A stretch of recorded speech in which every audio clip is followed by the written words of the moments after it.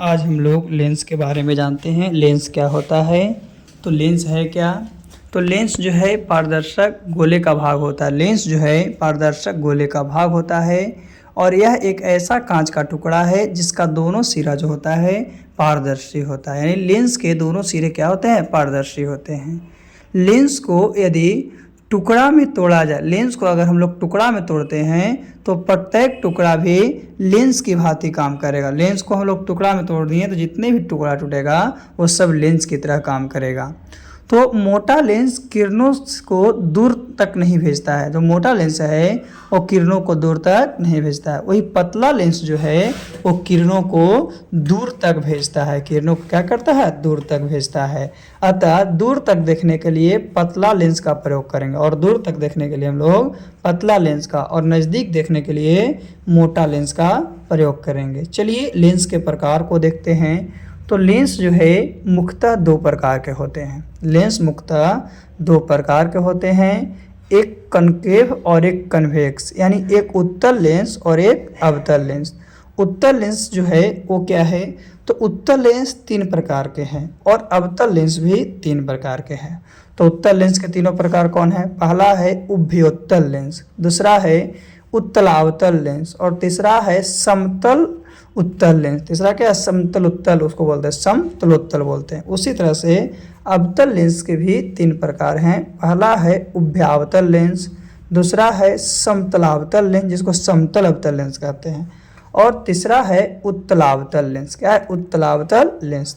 तो एक उत्तल लेंस के भी आपका तीन प्रकार है और अवतल लेंस जो है अवतल लेंस का भी आपका तीन प्रकार है। तो हम पहले उत्तल और अवतल के हर प्रकार को एक एक करके जानते हैं। तो सबसे पहले उत्तल लेंस कहते हैं किसको? तो ऐसा लेंस जो मध्य में यानी बीच में मोटा और किनारों पर पतला होते हैं। जो बीच में मोटा रहेगा और किनारों पर पतला होता है उसी को उत्तल लेंस कहते हैं। क्या कहते हैं? उत्तल लेंस। जिसमें मध्य में तो मोटा है और किनारों में पतला, उसे उत्तल लेंस कहेंगे।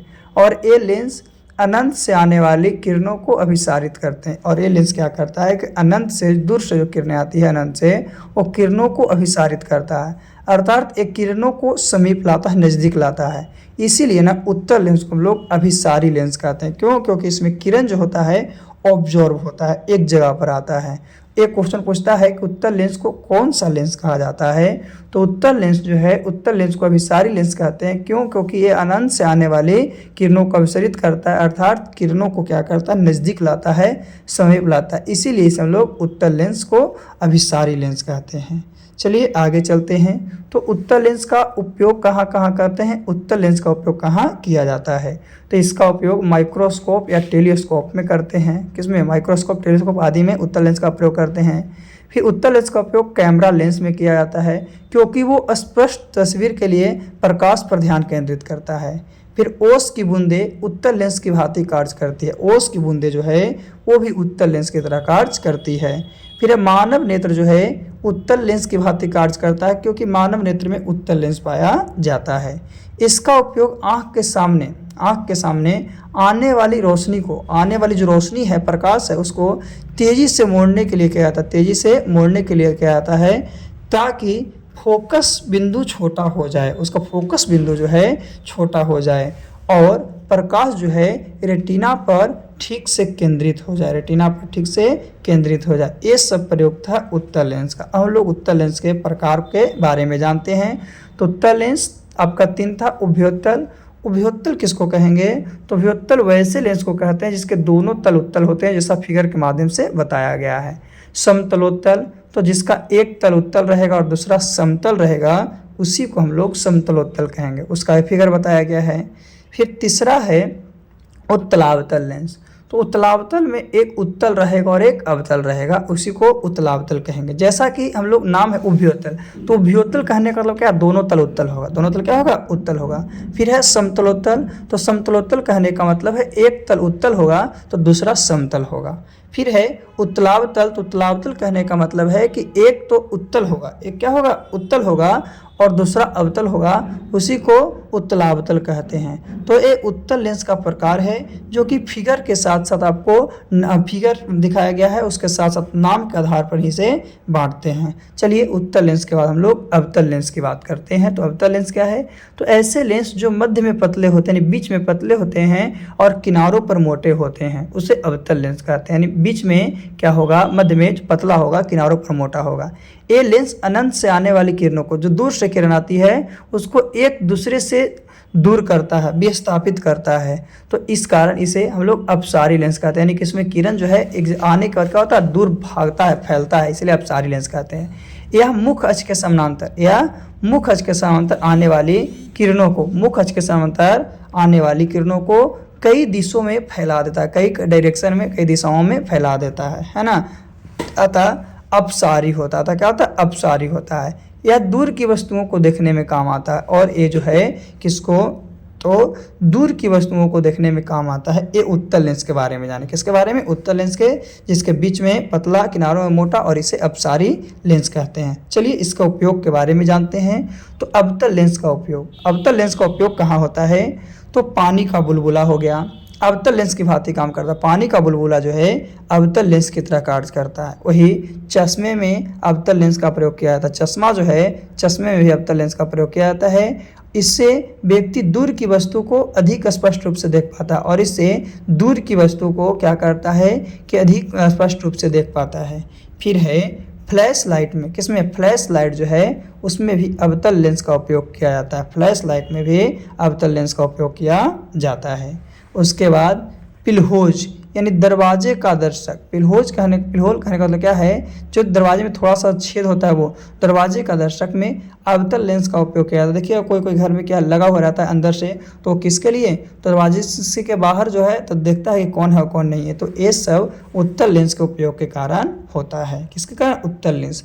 चलिए अब हम लोग उत्तल लेंस के प्रयोग के बारे में देखते हैं। उसके बाद क्या प्रकार। तो अवतल लेंस के भी 3 प्रकार हैं। जिस तरह से उत्तल लेंस का 3 प्रकार था, उसी तरह से अवतल लेंस के भी 3 प्रकार हैं। पहला है उभयावतल लेंस। उभयावतल कहने का मतलब जिसका दोनों तल अवतल होगा। उभयावतल कहने का मतलब क्या है कि वैसा लेंस जिसका दोनों तल अवतल है उसे उभयावतल कहते हैं। समतलावतल कहने का मतलब क्या है कि एक पृष्ठ तो अवतल रहेगा, एक अवतल रहेगा और दूसरा समतल रहेगा। एक अवतल रहेगा और दूसरा समतल रहेगा, उसी को समतलावतल कहते हैं। फिर है उत्तलावतल लेंस। तो उत्तलावतल कहने का मतलब क्या है कि इसका एक तल तो अवतल रहेगा और दूसरा उत्तल रहेगा। एक अवतल रहेगा और दूसरा उत्तल रहेगा, उसी को उत्तलावतल कहेंगे। तो फिगर में जैसा कि दिखाया गया है कि दोनों तल अवतल है तो उसे उभयावतल कहेंगे। एक अवतल है, एक समतल है तो उसे समतलावतल कहेंगे। एक आपका अवतल है दूसरा उत्तल है तो उसे उत्तलावतल कहेंगे। तो ये है प्रकार अवतल लेंस का। चलिए थोड़ी सी किरण आरेख के बारे में जानते हैं। देखिए O है, O को प्रकाश केंद्र कहते हैं। इस तरफ F1 टू F1 और इन्फिनिटिव तक, उस तरफ F2 टू F2 और इन्फिनिटिव तक। तो इसमें 3 नियम काम करते हैं। कितने नियम, 3 नियम। कहीं पे ऑब्जेक्ट को रखेंगे तो जो प्रकाश केंद्र है, प्रकाश केंद्र के समानांतर जाएगा और लेंस से अपवर्तन के बाद दूसरी ओर की मुख्य फोकस से गुजरेगा। जैसे F1 और 2F1 के बीच में रखते हैं तो ये सबसे पहले तो पैरेलल जाएगा, पैरेलल जाने के बाद F2 से गुजरेगा। कहाँ से गुजरेगा, F2 से गुजरेगा। एक कंडीशन। दूसरा क्या, जो ऑब्जेक्ट है वो खुद प्रकाश केंद्र से यानी O से गुजरेगा। किससे, प्रकाश केंद्र यानी O से गुजरेगा, याद रखना है।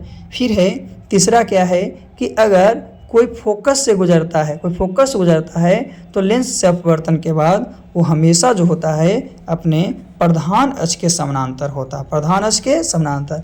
तो कहीं पे भी रखेंगे तो यही 3 नियम को आप लोग को फॉलो करना है। तो देखते हैं कि कहाँ पे रखने पर किस तरह का प्रतिबिंब बनता है। तो उत्तल लेंस में अगर वस्तु को अनंत पर रखते हैं तो इसकी प्रतिबिंब F2 पर बनेगी। अनंत पर रखने पर इसकी प्रतिबिंब F2 पर बनेगी। अत्यधिक छोटा बनेगी, वास्तविक और उल्टा बनेगा, वास्तविक और उल्टा बनेगा। वही 2F2 पर रखते हैं 2F1 पर तो F2 और 2F2 के बीच बनेगा, छोटा बनेगा, वास्तविक और उल्टा बनेगा। 2F1 पर रखते हैं तो 2F2 पर बनेगा और जब समान आकार का बनेगा, कोई बड़ा छोटा नहीं, ये वास्तविक बनेगा और उल्टा बनेगा, वास्तविक बनेगा और उल्टा बनेगा।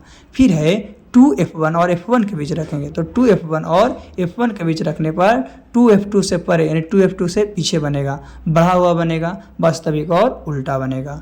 अगर f1 पर रखते हैं तो अनंत पर बनेगा और अत्यधिक बढ़ा हुआ बनेगा यानी वास्तविक और उल्टा बनेगा। लेकिन f1 और ऑप्टिकल केंद्र के बीच रखेंगे, प्रकाश केंद्र के बीच रखेंगे तो वस्तु की एक ही तरफ होगा, वस्तु के पीछे तो बढ़ा हुआ रहेगा, आभासी और सीधा होगा। आगे तो इस तरह से प्रतिबिंब देख लेते हैं। प्रतिबिंब दर्पण में पढ़े थे भी, लेंस में है कि प्रकाश किसी बिंदु से परावर्तन या अपवर्तन, इसलिए परावर्तन या अपवर्तन बोला जाता है ताकि चाहे लेंस रहे या क्या रहे, दर्पण रहे, दोनों में आ जाएगा। तो जिस बिंदु पर वास्तव में मिलेगा यानी कि वास्तविक में मिलेगा उसी को वास्तविक प्रतिबिंब कहेंगे, जैसे कि फिगर में दिखाया गया है। फिर है आभासी या काल्पनिक प्रतिबिंब, तो प्रकाश किरण परावर्तन या अपवर्तन के बाद जिस बिंदु पर आते हुए प्रतीत होगी यानी पूरा आवेगा नहीं, आते हुए प्रतीत होगा तो उसको आभासी प्रतिबिंब कहेंगे।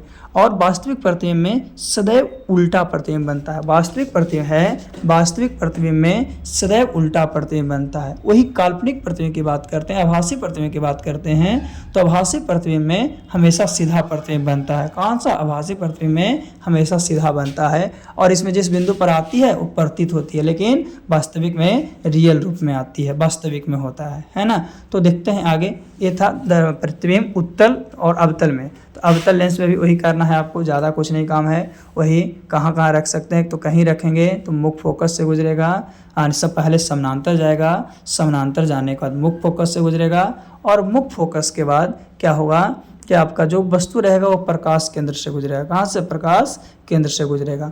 तो जो उत्तल लेंस का प्रतिबिंब बनने का प्रक्रिया था वही अवतल लेंस के भी प्रतिबिंब बनने का प्रक्रिया है, लेकिन उत्तल लेंस में बहुत सारे प्रतिबिंब बनती है, 6 कंडीशन में बनता है ना। कहाँ? प्रकाश केंद्र और f1 के बीच, f1 और 2f1 के बीच, 2f1 और अनंत के बीच, f1 पर, 2f1 पर और अनंत पर। लेकिन इसमें उतना ज़्यादा कंडीशन में नहीं बनता, अवतल में नहीं बनता है। अवतल लेंस जो है अवतल लेंस में आपका नहीं बनता है, लेकिन उत्तल लेंस था, उत्तल लेंस में बनता है। तो देखते हैं कि अवतल लेंस में कहाँ कहाँ रखने पर कैसा कैसा प्रतिबिंब बनता है। इसमें 2 ही कंडीशन की, 2 ही स्थिति की प्रतिबिंब बनती है। चलिए देखते हैं। तो पहला है कि वस्तु अगर अनंत पर है, वस्तु अगर अनंत पर है अवतल लेंस में तो उसकी प्रतिबिंब की स्थिति f1 पर होगी। कहाँ होगी? f1 पर होगी। और वो प्रतिबिंब जो होगा अत्यधिक छोटा होगा, बिंदु आकार के। कैसा आकार के? बिंदु आकार के। और प्रतिबिंब कैसा होगा? तो आभासी होगा। तो आभासी है तो नेसेसरी है कि सीधा होगा, आभासी है तो नेसेसरी है कि सीधा होगा। फिर बात करते हैं अनंत और लेंस के प्रकाशिक केंद्र O, प्रकाशिक केंद्र O के बीच, लेंस और प्रकाश केंद्र के बीच जो रखते हैं तो वो प्रतिबिंब की जो प्रकृति है वो आपका f1 और प्रकाश केंद्र O के मध्य बनेगा, प्रकाश केंद्र यानी कि O के बीच बनेगा। और वस्तु से तो छोटा बनेगा, वस्तु से क्या बनेगा? छोटा बनेगा। उसके साथ साथ आभासी तथा सीधा बनेगा। तो अवतल लेंस में बना प्रतिबिंब आभासी तथा सीधा हमेशा होता है, लेकिन उत्तल लेंस में जो बनता है प्रतिबिंब वो आपका आभासी और क्या होता है? वास्तविक भी होता है। तो पूछेगा कौन सा ऐसा लेंस है जिसमें केवल आभासी प्रतिबिंब बनता है? तो अवतल लेंस। चलिए हम लोग आगे दृष्टि दोष की बात करते हैं। दृष्टि दोष क्या है? दृष्टि मतलब आँख, कमियाँ।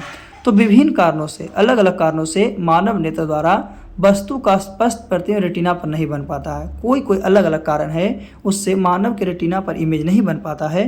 तो इसी स्थिति को हम लोग क्या कहते हैं? दृष्टि दोष कहते हैं। क्या कहते हैं? दृष्टि दोष। यानी हमारा आँख जो है जब किसी वस्तु को नहीं देख पाता है तो उसी को हम लोग कहते हैं दृष्टि दोष, जो कि 4 प्रकार के होते हैं। कितने प्रकार के? 4 प्रकार के, जिसमें 3 बहुत इंपॉर्टेंट है, 3 के बारे में हम लोग जानेंगे इस वीडियो में।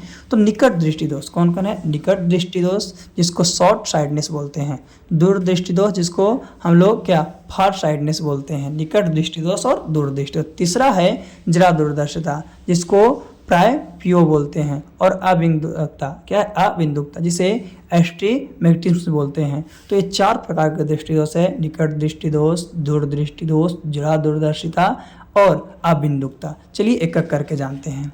तो सबसे पहले निकट दृष्टि दोष अथवा मायोपिया है ना, निकट दृष्टि दोष को मायोपिया कहा जाता है। तो ऐसी दृष्टि दोष जिसमें कोई व्यक्ति निकट की वस्तु को स्पष्ट देखता है। निकट दृष्टि दोष वाला ना तो निकट वाला दिखेगा लेकिन दूर वाला नहीं दिखेगा। यह दृष्टि दोष तब उत्पन्न होता है जब लेंस और रेटिना के मध्य की फोकस दूरी, लेंस और रेटिना है वो दोनों की फोकस दूरी अगर बढ़ जाती है तो निकट दृष्टि दोष होता है ना। तो निकट दृष्टि दोष में निकट की वस्तु को स्पष्ट देखा जा सकता है लेकिन दूर की वस्तु को स्पष्ट नहीं देखा जाता। इसमें होता क्या है कि नेत्र लेंस लेंस और रेटिना है उसके बीच का जो दूरी होता है, फोकस दूरी, वो क्या होता है, बढ़ जाता है ना। आगे तो निकट दृष्टि दोष के उपचार के लिए, निकट दृष्टि दोष है उसके उपचार के लिए हम लोग एक प्रकार का लेंस का प्रयोग करते हैं। उस लेंस का नाम है अवतल लेंस। क्या नाम है, अवतल लेंस। तो एक क्वेश्चन हर बार एग्जाम में पूछता है करीब करीब कि निकट दृष्टि दोष के उपचार के लिए कौन सा लेंस, तो अवतल लेंस। क्यों, क्योंकि यह लेंस तथा रेटिना के मध्य की निकट को बिंदु पर ले आता है। क्या करता है, निकट के बिंदु को ले आता है। तो यह है आपका निकट दृष्टि दोष। आगे दूर दृष्टि दोष, जिसको हाइपेरिया के नाम से जानते हैं। किसके, हाइपेरिया के नाम से जानते हैं। तो दूर दृष्टि दोष या हाइपेरिया ऐसी दृष्टि दोष है जिसमें व्यक्ति से कम दूरी पर स्थित वस्तु को नहीं देखता, यानी कि नज़दीक जो वस्तु है उसको नहीं देखता है, नज़दीक वाले को नहीं देख पाता है, लेकिन दूर वाले वस्तु को वो स्पष्ट रूप से देखेगा। यानी 25 सेंटीमीटर से कम दूरी को नहीं देख सकता है, लेकिन 25 सेंटीमीटर से दूर की दूरी को देख सकता है। यह दृष्टि दोष जब उत्पन्न होता है जब नेत्र लेंस और रेटिना के मध्य फोकस दूरी कम हो जाता है। उसमें बढ़ जाने से होता है तो इसमें कम हो जाने से होता है ना। आगे तो इस जो दृष्टि दोष है, दूरदृष्टि दोष, दूरदृष्टि दोष के उपचार के लिए हम लोग उत्तल लेंस का प्रयोग करते हैं। किसके लिए, तो दूरदृष्टि दोष के लिए हम लोग जनरली उत्तल लेंस का प्रयोग करते हैं। तो ये था आपका दूरदृष्टि दोष, जिसमें दूर की वस्तु को क्या है, देखा जा सकता है, और निकट दृष्टि दोष में निकट की वस्तु को देखा जाता है, यानी ऑपोजिट है। दूर दृष्टि है ना तो दूरे वाला दिखेगा, नज़दीक दृष्टि है ना तो नज़दीकी वाला दिखेगा। चलिए आगे चलते हैं।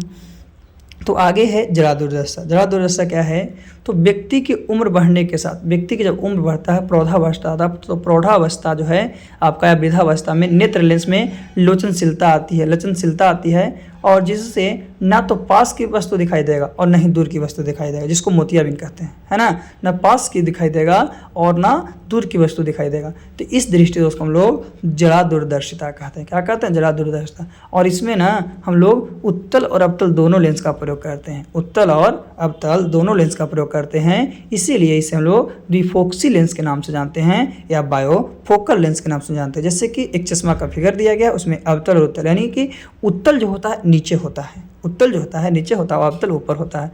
तो जरा दूरदर्शिता में दोनों लेंस होते हैं, अवतल लेंस और उत्तल लेंस दोनों का उपयोग किया जाता है ना।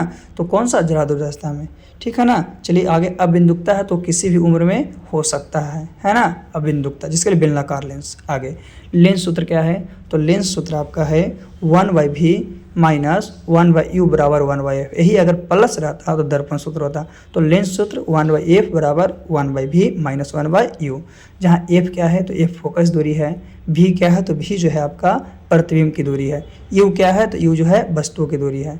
तो उत्तल लेंस में वस्तु दूरी ऋणात्मक और बाकी आपका जो प्रतिबिंब दूरी होता है वो धनात्मक, और फोकस दूरी भी धनात्मक। इसमें उत्तल लेंस में केवल एक ही ऋणात्मक होता है, कौन, तो वस्तु दूरी। लेकिन अवतल लेंस की बात करते हैं तो अवतल लेंस में आपका वस्तु दूरी हो गया, फोकस दूरी हो गया, प्रतिबिंब दूरी हो गया, इस सब के सब नेगेटिव में होते हैं। तो याद रखना है कि उत्तल लेंस में केवल ऋणात्मक कौन होता है, तो उत्तल में केवल ऋणात्मक आपका वस्तु दूरी होती है, लेकिन अवतल में आपका वस्तु दूरी, फोकस दूरी और क्या है, प्रतिबिंब दूरी, सभी के सभी निगेटिव होते हैं, सभी के सभी निगेटिव होते हैं। चलिए थोड़ी सी और जानते हैं लेंस की क्षमता के बारे में। तो लेंस की क्षमता क्या है, देखिएगा। तो लेंस द्वारा प्रकाश की किरणों को मोड़ने की क्षमता, लेंस के द्वारा प्रकाश की मोड़ने की क्षमता को लेंस की क्षमता कहते हैं, और यह फोकस दूरी का उल्टा होता है, फोकस दूरी यानी एफ का उल्टा होता है। और लेंस की क्षमता डायोप्टर होता है, जिसे मीटर इनवर्स के नाम से भी जानते हैं। किसके, मीटर इनवर्स के नाम से भी जानते हैं। तो क्षमता और फोकस दूरी में अंतर क्या, तो p बराबर 1/f, यानी उत्तल लेंस की फोकस दूरी तथा क्षमता दोनों धनात्मक होती है, जबकि अवतल लेंस की फोकस दूरी और क्षमता दोनों क्या होती है, ऋणात्मक होती है, दोनों को दोनों ऋणात्मक होते हैं। ऐसे जो लेंस की क्षमता है उसका मात्रक जो है डायोप्टर और मीटर इनवर्स 1 होता है। क्या होता है, मीटर इनवर्स 1 होता है। तो ये था आज आपका लेंस का टॉपिक। फिर से हम लोग अगले वीडियो में मिलते हैं कि अगला टॉपिक क्या है और क्या नहीं है। आज के लिए इतना ही काफ़ी है। तो आज हम लोग लेंस के बारे में पढ़ चुके हैं, है ना। इससे आपको अच्छे तरह से नोट्स भी बन सकते हैं। तो आज के लिए इतना ही काफ़ी है।